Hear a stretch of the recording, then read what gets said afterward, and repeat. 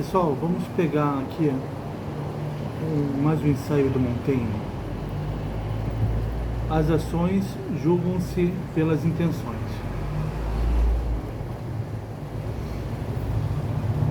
A morte, dizem, liberta-nos de todas as obrigações. Conheço quem haja interpretado essa máxima de maneira singular. Henrique VIII, rei da Inglaterra, comprometera-se com Dom Felipe, filho do imperador Maximiliano, ou mais honrosamente referido como pai de Carlos V, a não atentar contra a vida de seu inimigo, o Duque de Suffolk, chefe do partido da Rosa Branca, que fugira da Inglaterra e se refugiara nos Países Baixos, onde Felipe o mandara prender, entregando-o ao rei mediante a promessa de respeito à vida do duque. Então, o Henrique VIII comprometeu-se com Dom Felipe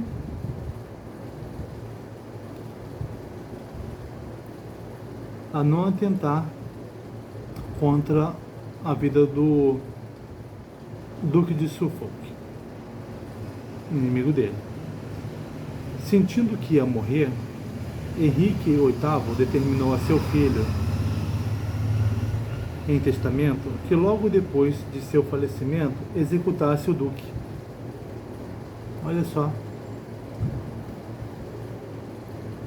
Então, é porque a promessa valia para ele, né? Ultimamente, nos acontecimentos trágicos que em Bruxelas provocaram o suplício dos condes de Horne e de Egmont, ordenado pelo Duque de Alba, houve particularidades notáveis. Esta, entre outras, algumas particularidades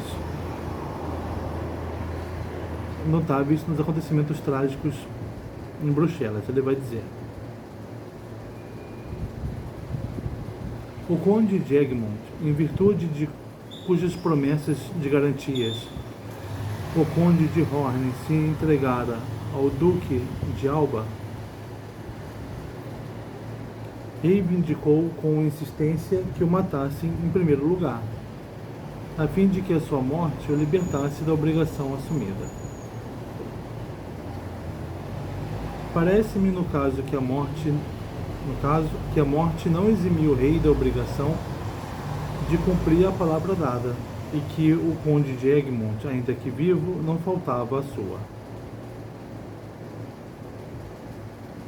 O conde de Egmont tinha promessas feitas com o conde de Horne, e esse conde de Egmont se entregou ao duque de Alba e pediu para morrer, para não precisar cumprir as promessas dele com o conde de Horne.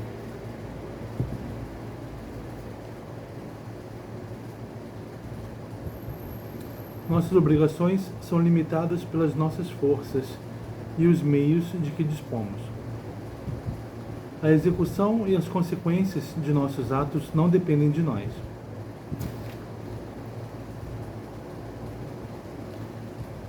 Somente a nossa vontade depende. Nesta e nas necessidades assentam as leis que regulam os deveres do homem. O Montaigne considera uma coisa que para os antigos não era considerada a vontade individual. Aqui ele distingue vontade individual, o que o homem gostaria de fazer, ou o que ele pode fazer, das condições dele. Se vivo ou morto, ou se preso ou se tem a liberdade. E então é sobre a vontade do homem que se consideram os deveres dele. Eis porque o conde de Egmont, embora com a alma e a vontade amarradas à sua promessa, mas sem força para executá-la, a ela não estava amarrado. ainda que sobrevivesse ao conde de Horn. Esse conde de Egmont, apesar de estar comprometido, a alma dele estava comprometida, ele não tinha forças, o corpo dele não permitia que ele executasse a promessa. Ao passo que o rei da Inglaterra, faltando intencionalmente a sua palavra, o Henrique VIII, não pode ser desculpado pelo fato de ter adiado o ato desleal para depois de seu falecimento. Idêntico é o caso do pedreiro de Heródoto, que, tendo lealmente guardado segredo acerca do local em que se encontravam os tesouros de seu senhor, o rei do Egito, ao morrer, revelou aos filhos.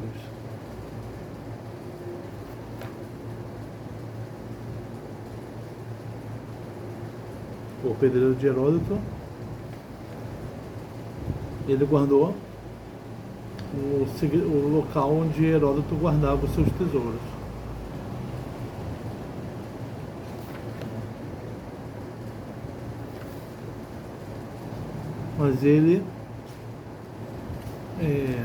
Mas o rei do Egito não guardou o segredo, e ao morrer revelou aos filhos.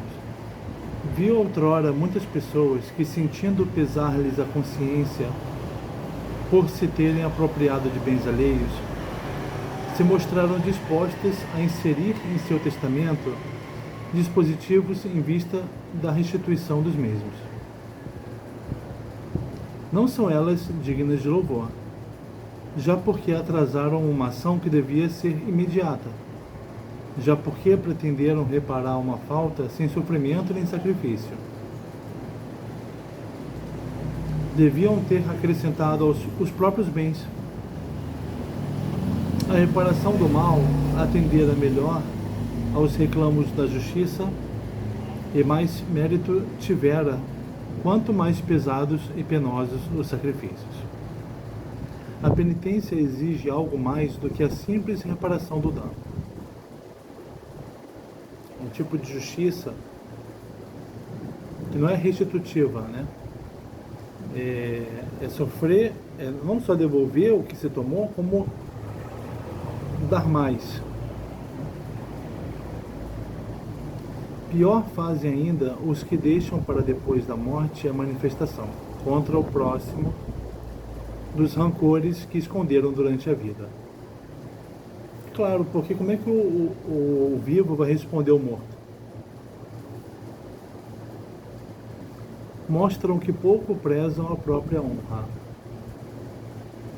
que vai ser considerado alguém que escondia a verdade, não se incomodando com provocar a ira dos ofendidos contra a sua memória. E menos provas dão de consciência, não tendo sabido, nem sequer por respeito à morte, dominar a própria perversidade que se prolonga dessa maneira além de si mesmos.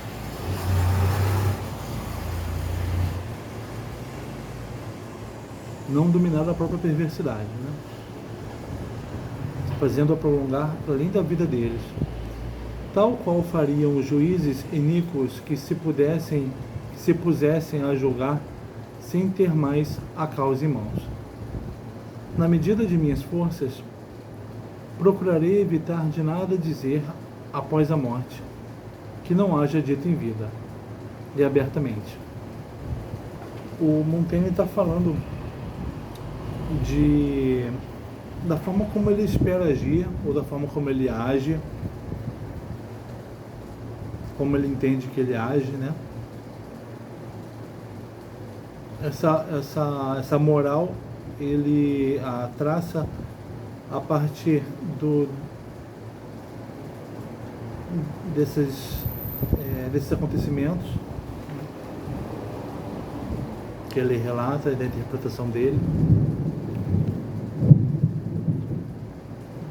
Ele considera uma deslealdade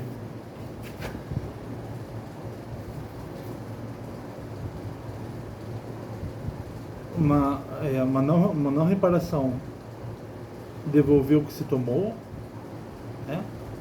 depois que se morre, por testamento, considera uma perversidade muito grande deixar numa carta morrer, tendo deixado numa carta o seu desgosto por alguém, provocando a ira do ofendido, né? E pior de tudo, considera, ou talvez o pior de tudo, ele considera uma deslealdade não cumprir, não manter uma promessa feita depois de morto, passando para alguém